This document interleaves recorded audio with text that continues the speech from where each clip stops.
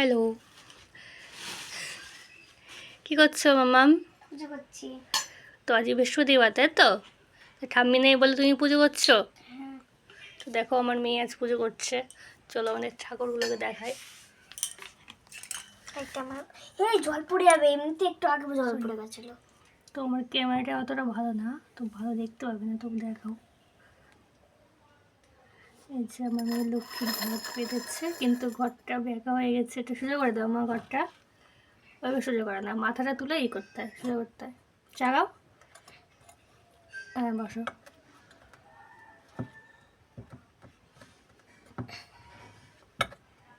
তো শাশুড়ি মা নেই, তাই শাশুড়ি মায়ের দায়িত্বটা আমার মেয়ে নিয়েছে।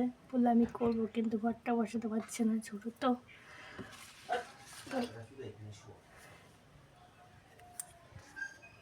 আর এই যে লক্ষ্মীর ঘট, পাশে কালী ঠাকুর আছে, সরস্বতী আছে, আর সব থেকে স্পেশাল এই গণেশ ঠাকুরটা। এই গণেশ ঠাকুরটা আমার মেয়ে নিজের হাতে বানিয়েছে, আর ছোটো ছোটো লাড্ডু বানিয়েছে। তো কেমন হয়েছে কমেন্ট করে জানিও। আর যে প্রদীপ জ্বালছে ঘর, আর ধূপকাঠি বার করছে।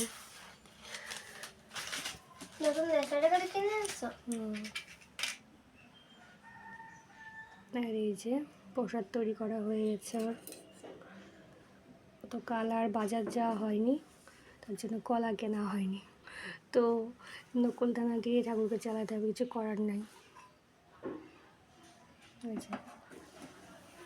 ওদিকে ঠাকুরের খাবার মানে ভোগ দেওয়া হয়ে গেছে।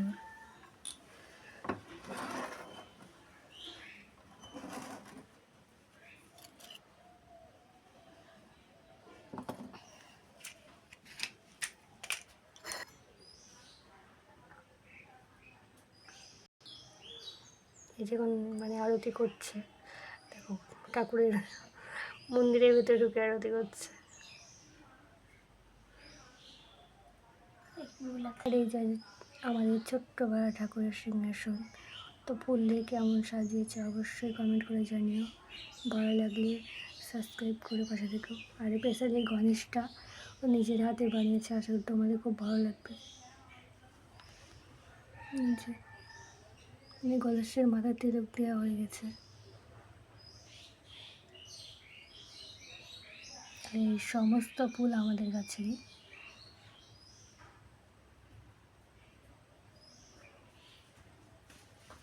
সরো সরো।